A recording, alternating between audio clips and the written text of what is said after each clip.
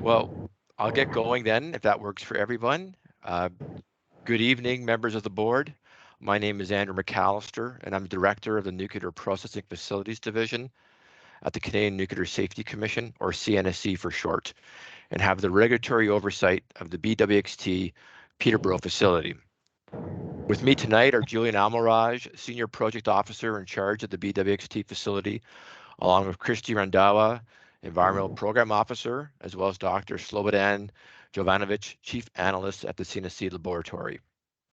I would like to acknowledge that I'm participating in this meeting from Ottawa in the unceded traditional territory of the Algonquin Anishinaabe peoples. When we were last in front of this board in May of 2021, we updated you on beryllium soil sampling results, but today we're here to discuss extended air sampling for beryllium in Peterborough. Next slide, please.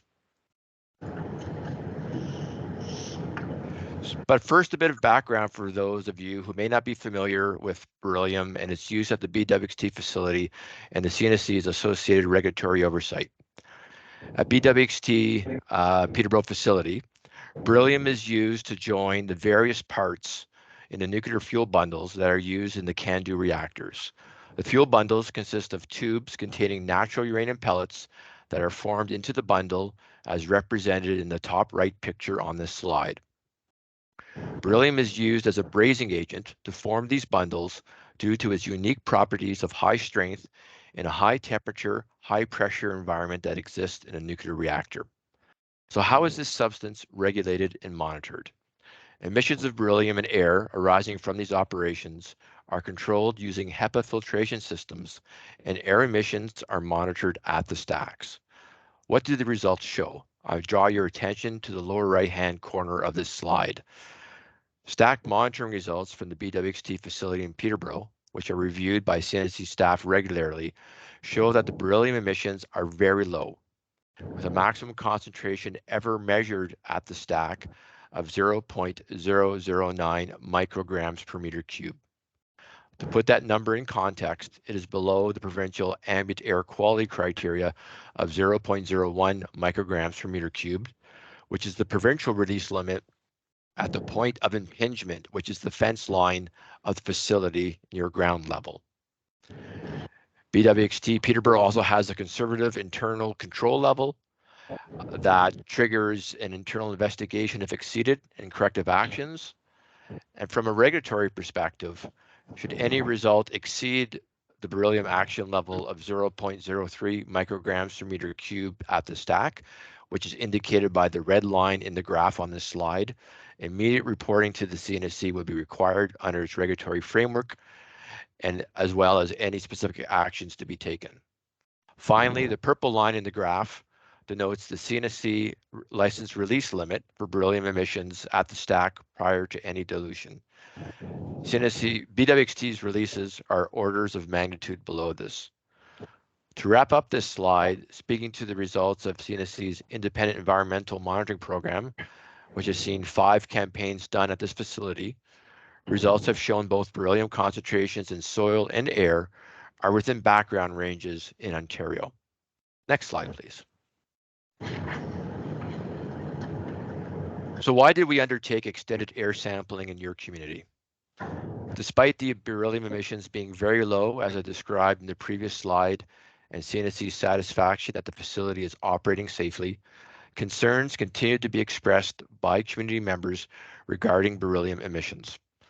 As such, in 2022, CNSC decided to conduct extended air sampling for beryllium near the BWXT facility in Peterborough to address community concerns related to beryllium and air around BWXT's facility and establish that the air around the facility is safe to breathe, to increase public trust in existing monitoring conducted by the CNSC as part of its independent environmental monitoring program, and to establish the adequacy of existing requirements on BWXT for air monitoring.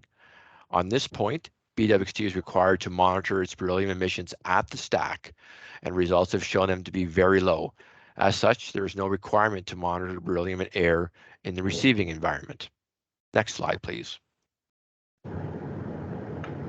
As concerns around beryllium were raised by community members, CNSC worked with Dr. Julian Ahern, an associate professor at Trent University and member of BWXT Community Liaison Committee, who reviewed and provided input on the sampling plan and procedures, which included suggesting air sampling for a period of 72 hours, up from the 8-hour sampling period used during CNSC's independent environmental monitoring campaigns, a walkabout with CNSC staff of the BWXT Peterborough facility and surrounding community to determine potential locations that would be appropriate and feasible for sampling, and agreeing that results should be reviewed and compared to the Ontario ambient air quality criteria for beryllium of 0.01 micrograms per meter cubed. In order to conduct this sampling, CNSC sourced a new sampler appropriate for continuous operation in adverse weather conditions with the ability to run effectively over extended periods. The setup at the Prince of Wales School is shown in this picture on this slide. User-validated CNSC air sampling collection procedures and testing methods, and warmer months were selected for sampling to maximize the potential for beryllium collection. Next slide, please. As mentioned, the CNSC conducted a walkabout with Dr. Ahern in April 2022 to discuss the project and identify possible sampling locations around the facility. The main criteria for sampling locations were the wind direction to ensure a maximum yield of collected beryllium and the availability of a power supply. A plug-in power supply was necessary to power the air sampler for a prolonged period of time without continuous supervision while reducing the noise and pollution that would otherwise come from using a generator. The 3 locations are shown in the figure. We unfortunately had to end sampling early in location 3 along Wolf Street due to noise complaints by nearby residents. CNSC staff worked with BWXT and General Electric staff to try and mitigate the noise by parking a truck between the sampler and the fence to buffer the noise for residents living across the street from the site. However, doing so only minimally impacted the noise levels, and therefore the decision was made to end the sample early. It was 27 hours long instead of 72 hours. Next slide, please. Now on to the results. Only the first sampling location had an extremely small amount of measurable beryllium, well below the ambient air quality criteria of 0.01 micrograms per meter cubed. The other 2 sample locations did not have beryllium above the detection limit, meaning that the amount found was smaller than a level that could be measured by lab methods. Next slide, please. So to summarize, only a very small amount of beryllium was measured in one sample, and this measurable beryllium may be coming from any number of natural or human sources. These results confirm the levels of beryllium in air are negligible and well below air quality guidelines that are protective of human health and the environment, and that the extended air sampling results show that even when sampling times are increased to 72 hours, the amount of beryllium is extremely low and does not pose any risk to the health of the community or the environment at these concentrations. Next slide, please. Therefore, CNSC staff continue to conclude that there is no risk to the environment or to human health from beryllium in locations surrounding the BWXT Peterborough facility. Next slide, please. The recommendations that arose from this work are as follows: that the existing independent environmental monitoring program air sampling conducted approximately once every 3 years, along with the annual soil sampling by the licensee, BWXT, is adequate to assess the impact of beryllium emissions from BWXT's Peterborough facility in the receiving environment. The newly developed extended air sampling method may be used as a reactive method in case any elevated results from the current monitoring methods. And as established by the extended air sampling results and the review of the beryllium stack emission results, BWXT's beryllium emissions are low and well below provincial limits, and the current practice of stack monitoring is adequate and best suited for measuring releases of beryllium from this facility.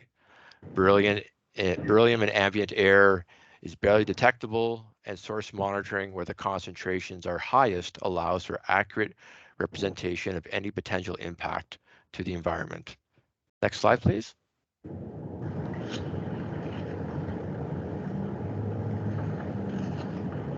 Next slide, please.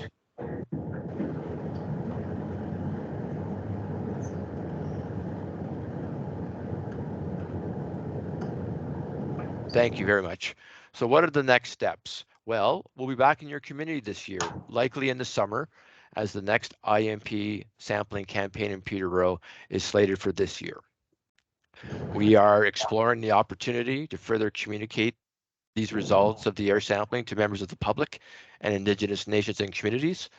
And the report is available on the CNSC website. We've provided the link in this presentation. And CNSC staff presented the results of this work to the BWXT Peterborough Community Liaison Committee in the fall. And so, of course, staff are always available to answer questions from the public through our general inquiries email available on our website. Last slide, please. On behalf of the CNSC team, I want to thank you for the opportunity to present to you the results of this interesting work. We are available to take any questions that you may have. Thank you. Merci. Miigwech. We wish to thank you, Mr. McAllister and CNSC, all of you who are here, for presenting this information to us. It is of great interest to us to get this information that's up to date, and we do appreciate it. As chair, I'm going to begin with a question, and we'll open up the floor to the others around the table and on joining us virtually. So we've had a concern recently, and it happens to be that you're presenting the Beryllium findings to us, but at the same time there has been hearings on the decommissioning plan for BWXT. And because we have had some feedback and some questions coming to us from constituents served by Peterborough Public Health, we have a concern for the request for confidentiality in the documents from BWXT on the hearings. And given that it's been a long-standing community concern, the committee has been at work, you have all been at work, but we know that this, from our past, that this has been a brownfield area, and we care deeply about industrial regulation as a result, and especially because we're the only facility of this type that is so close in proximity to a public school. Public is interested in what happens in the 5-year decommissioning hearings. And we've heard that the concern with the postings and duration of feedback time from community members on the CNSC's consultation period for the request for confidentiality in the decommissioning plans has also been an issue with BWXT. Can you respond to this for us, please? Because this is so minute and in the forefront right this week. Thank you. Certainly, I'll walk you through sort of a bit of the procedure at hand, and certainly with an emphasis on the notice for confidentiality. So if I take us back, as you pointed out, BWXT is required to maintain a financial guarantee under its license, and that's to be reviewed and approved on a 5-year basis by our commission. The preliminary decommissioning plan that a licensee does and updates on a similar basis helps inform the proposed financial guarantee. These matters are typically done by way of what we call a notice in hearing, a hearing in writing, which is done through written interventions only. And the notice went up earlier last calendar year to interested parties and through other means regarding the matter that the commission would be looking into. What is new in this process is what you made reference to, Councillor, is the notice of confidentiality. Confidentiality has always been part of the regulatory framework for the CNSC. It's embedded in the regulations made under the Nuclear Safety and Control Act, specifically our rules of procedure around Section 12, which speaks to the confidentiality of information and how the commission might need to protect that, whether it be commercial confidential, secret in nature. So there are provisions within our legislative framework to deal with confidential information. BWXT made that request for its preliminary decommissioning plan to be confidential, and that request was received by our registry, and thus what you subsequently saw was a notice that went out to let interested parties know that a request for confidentiality had been received by the commission and was providing an opportunity should any parties wish to file an objection to it. I believe that the date to do so was December 18th of last year. What's now before the commission is now it's a commission decision on the request for confidentiality. Once that decision is rendered, there'll be a record of decision that will be posted on our website by the commission. So the notice of the concept of confidentiality and preliminary decommissioning plans is not a new one.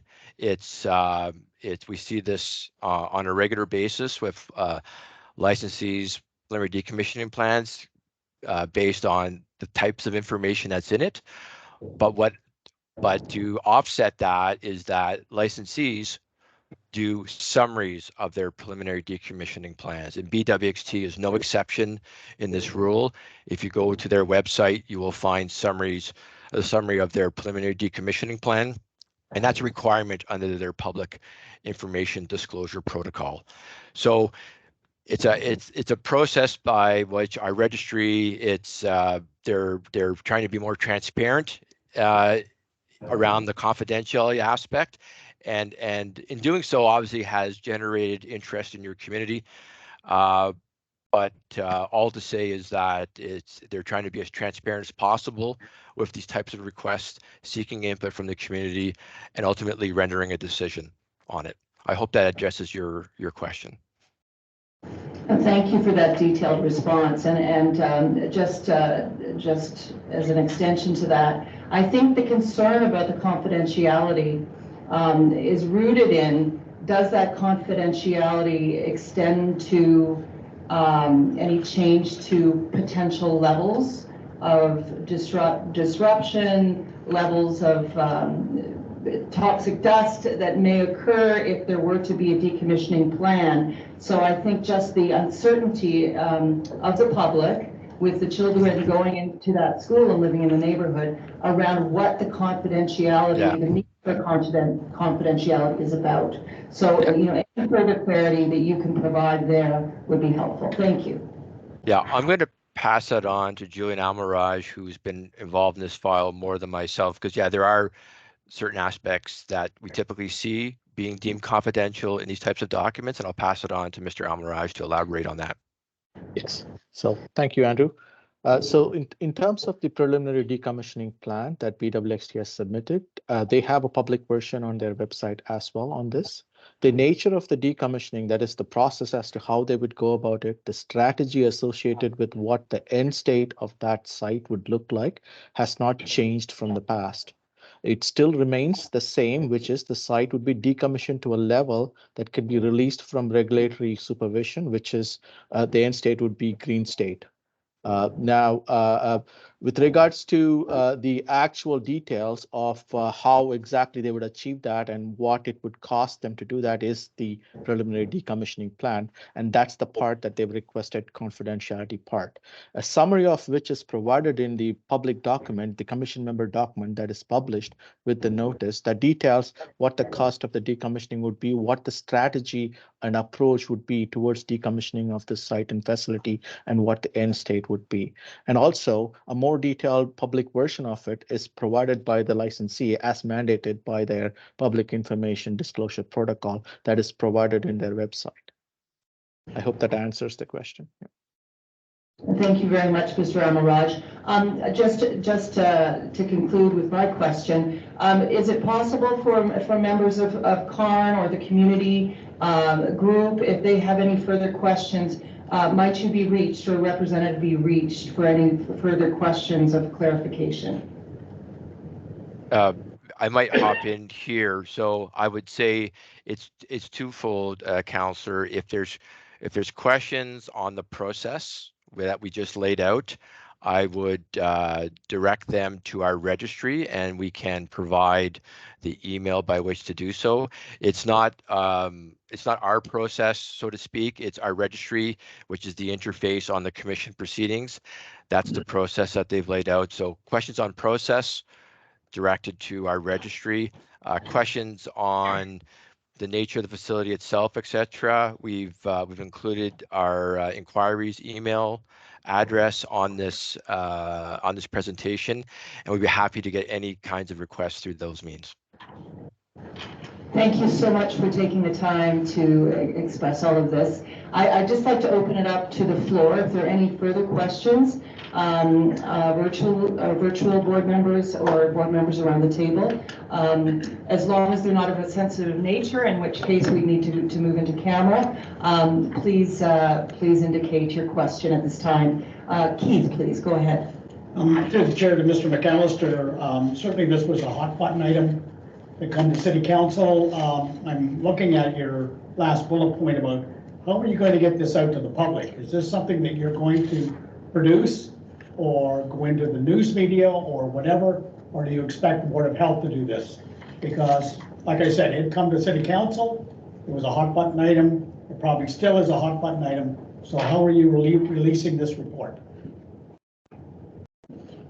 I can start at a high level, and then I can pass it on to Julian to provide a bit more details. So we are sort of rolling things out, so to speak. We've done some targeted communication of these results to yourselves, to the Community Liaison Committee. We're trying to make arrangements with some key Indigenous nations and communities to have those communications. We have it, as we said, we have it up on our website in both French and English. And certainly other steps to be taken. First of all, we might have some preliminary thoughts, but would love to hear from folks like yourselves if you have thoughts on that matter too, because we can certainly, nothing sort of certainly set in stone on that, but I'll pass it to Julian if he has anything else to supplement my answer to. I think just to add to that, we are actively considering how we use social media in terms of dissemination of this information.